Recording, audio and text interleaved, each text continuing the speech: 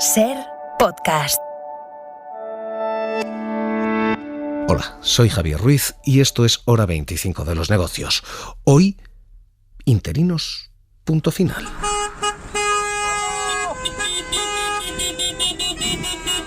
Esos interinos son quienes han protagonizado protestas como estas. Trabajadores a nivel de Estado, comunidades autónomas y ayuntamientos que llevan décadas ocupando plazas, pero que no las han podido consolidar, que han visto cómo el sector público protagonizaba la precariedad laboral y que denunciaban cosas como esta. Cualquier empresa que utilice contratos temporales para cubrir necesidades estructurales sería sancionada por esa utilización abusiva de la temporalidad con la declaración de fijeza del trabajador y también con una sanción de hasta 6.250 euros según la ley. Pero eso que se exige a todas las empresas privadas, la Administración no lo cumple. Hoy el Gobierno y los sindicatos de función pública llegan a un acuerdo para intentar solucionar la situación en la que están trabajadores que, según esos trabajadores, son hasta 800.000, el Gobierno dice 300.000, pero que están en nómina de la Administración pública sin tener el derecho consolidado a ser considerados como trabajadores fijos, funcionarios en esa función pública. El acuerdo lo ha anunciado el ministro Miquel Iceta, así. Y en segundo lugar, buscamos una solución práctica, justa y que cumpla escrupulosamente con la legalidad a los cientos de miles de personas que ocupan en estos momentos puestos de carácter estructural, pero han llegado a ellos encadenando a veces diversos periodos de interinidad. Rafa Bernardo, ¿qué tal? Muy buenas noches. Hola, buenas noches. Rafa, ¿se cierra un acuerdo con qué términos, en qué condiciones? Pues lo que busca este pacto es completar y dar efectividad al proceso de estabilización que empezó en 2017-2018 y que no ha cumplido sus objetivos porque sigue habiendo centenares de miles de interinos en la Administración, como apuntabais. Lo que se va a acometer es un nuevo proceso de estabilización que debería estar terminado para 2024 y se va a propiciar con su diseño que los interinos puedan acceder a la plaza que ocupan.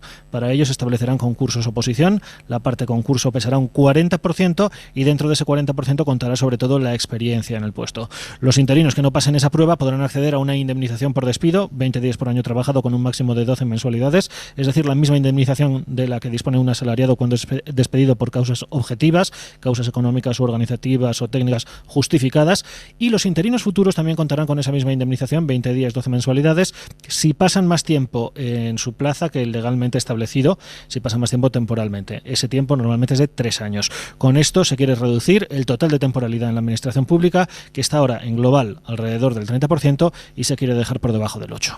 ¿Por qué, Rafa, por qué esa indemnización de 20 días por año trabajado? El Ejecutivo había planteado inicialmente una indemnización más generosa. ¿Por qué se queda solo en 20 días? Sí, hay que decir que hace 2 semanas esa oferta que se puso sobre la mesa era indemnizar a los interinos 33 días por año trabajado con un máximo de 24 mensualidades, o sea, como el despido de disciplinario improcedente de los asalariados, pero solo a los futuros interinos, no a los ya contratados por la Administración. Se decía entonces que no se podía imponer estos gastos de forma retroactiva a las administraciones. Pero entre medias, entre hace 2 semanas y ahora, hubo esa sentencia del Supremo de la semana pasada que resolvía que una trabajadora que había pasado 8 años de interina debía recibir esa indemnización de 20 días por año, 12 mensualidades. Y esto abre la puerta a 2 cosas: a indemnizar a los trabajadores presentes, los que quedan incluidos en los nuevos procesos de estabilización, y por otro lado a rebajar esa cuantía de la indemnización. O sea que la propuesta del Ministerio se ajustó de alguna forma a la sentencia, alcanza a más personas pero por un coste por persona menor.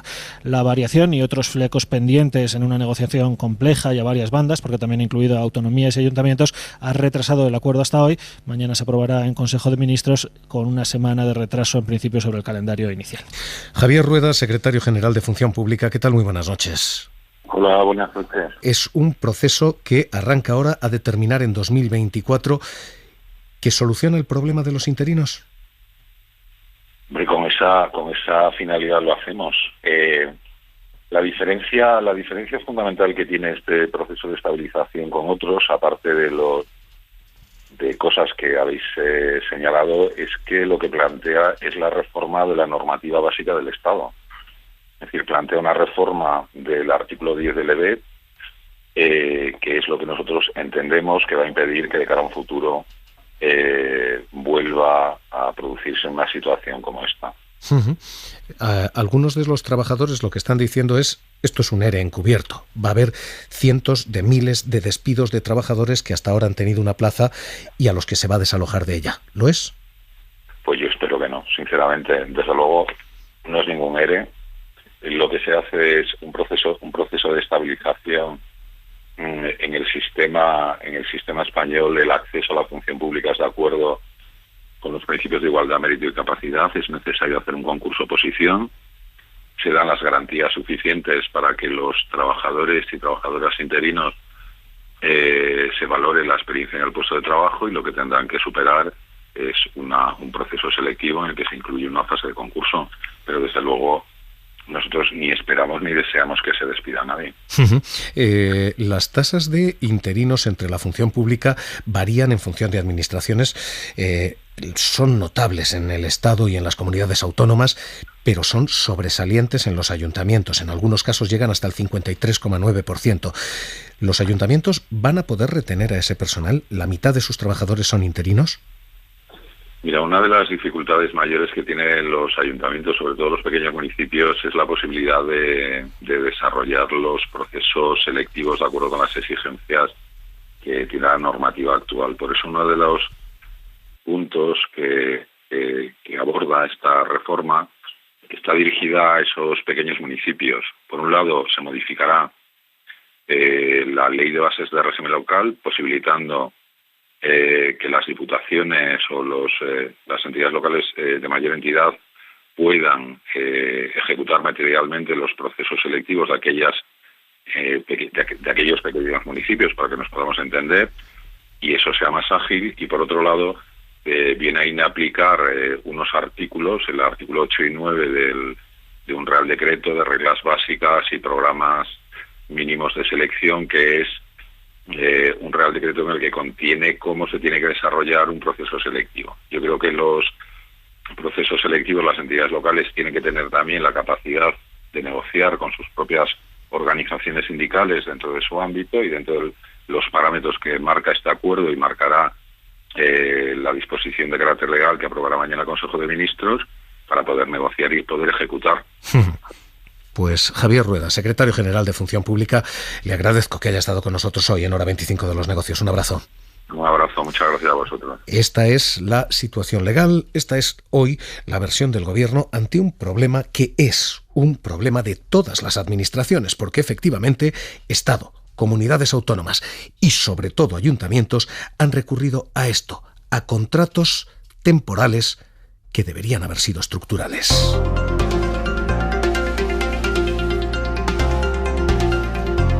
Es la plaga de una administración tras otra.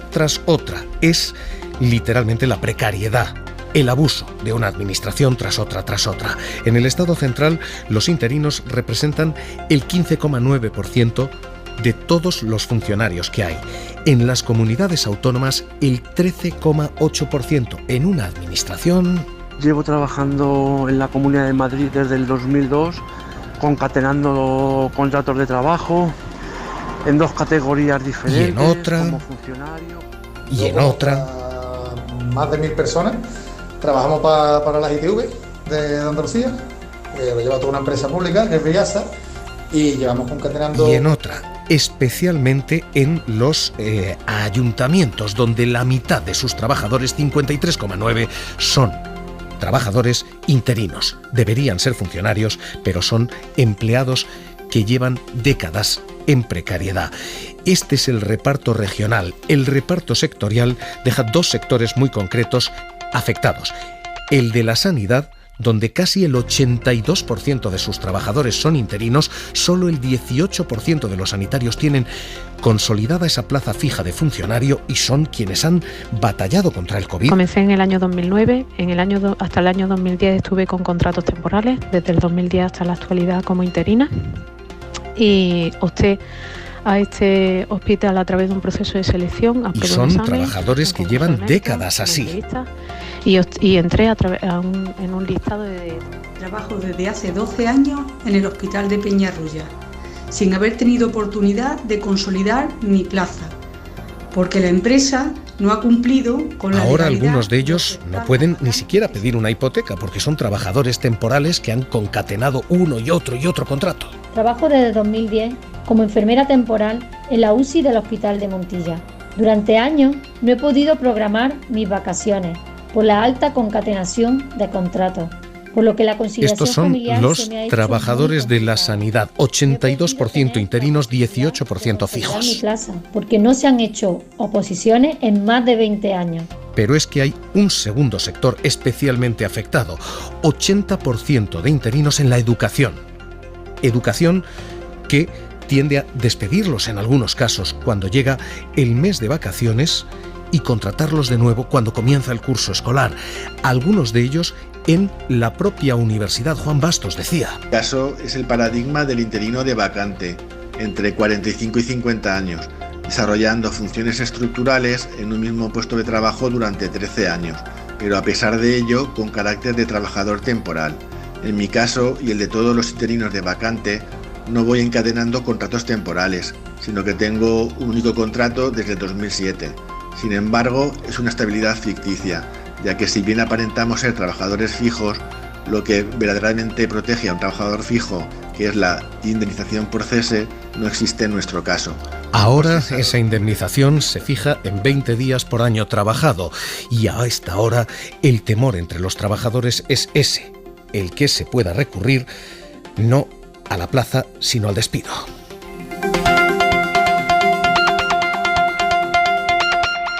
¿Los sindicatos de momento están satisfechos o no?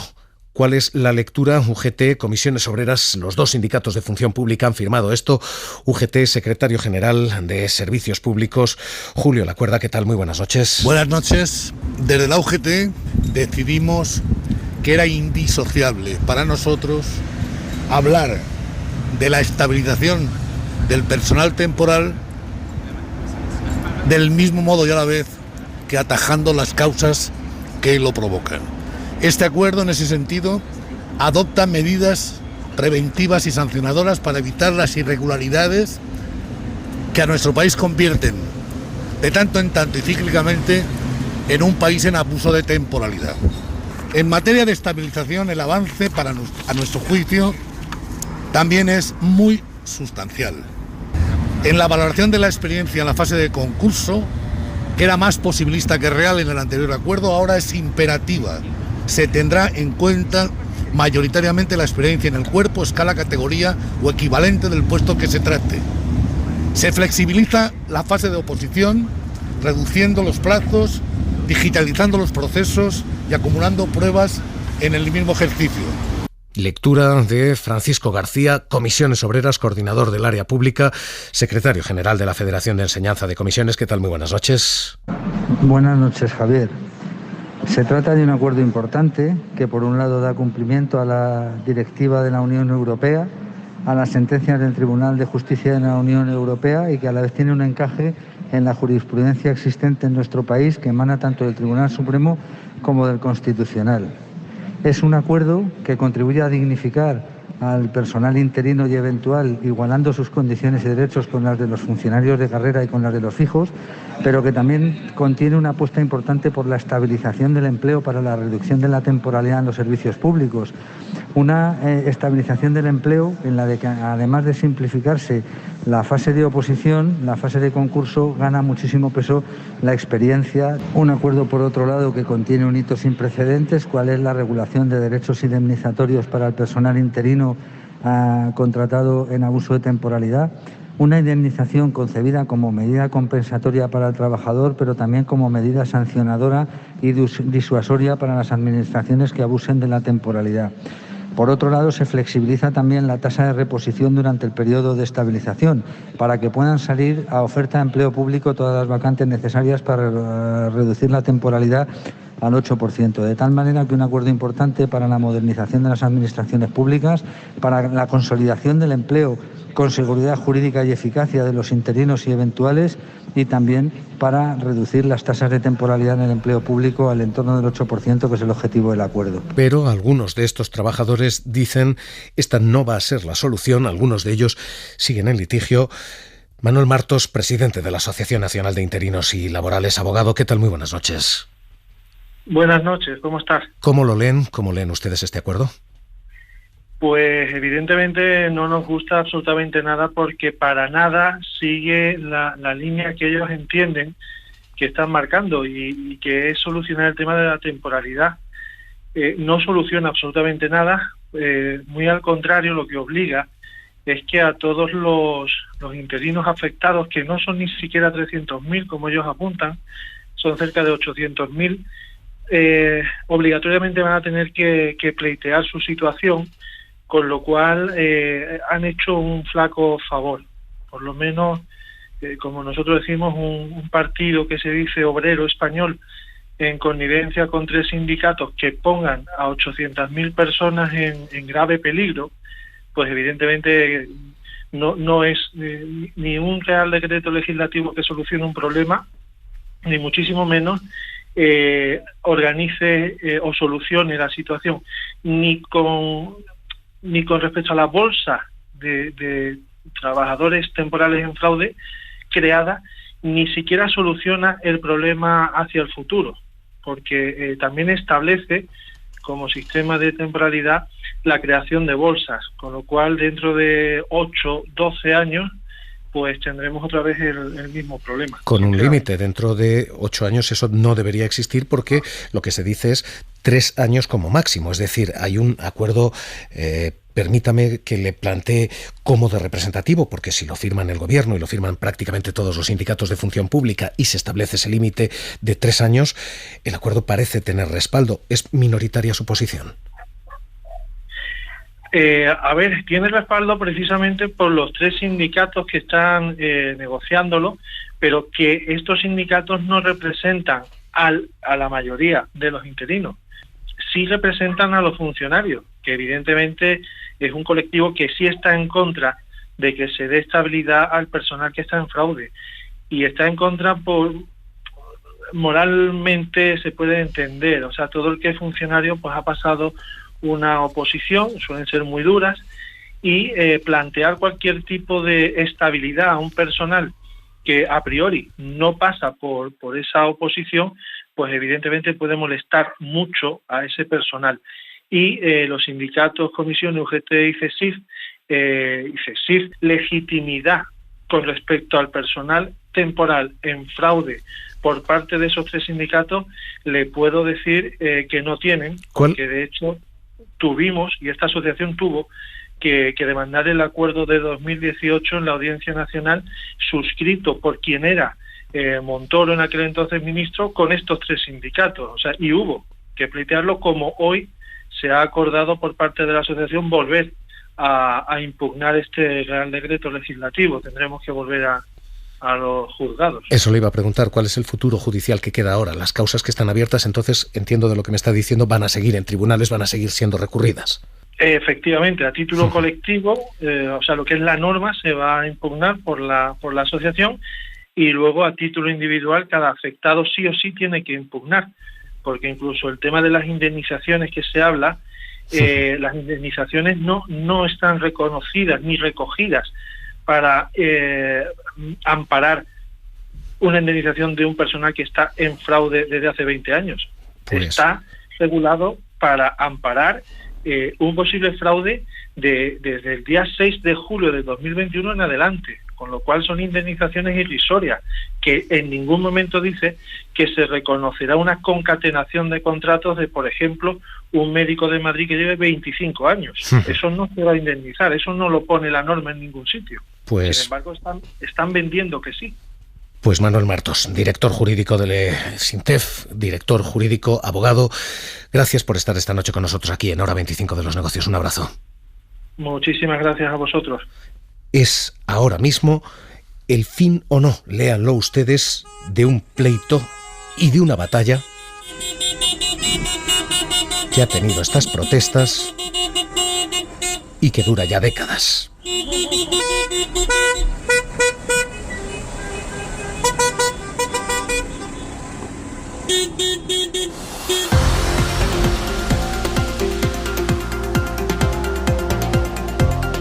Suscríbete a Hora 25 de los negocios. Todos los episodios y contenidos adicionales en la app de Cadena SER y en nuestros canales de Apple Podcast, Spotify, iVoox, Google Podcast y YouTube. Escúchanos en directo en la SER de lunes a viernes a las 9:30 de la noche.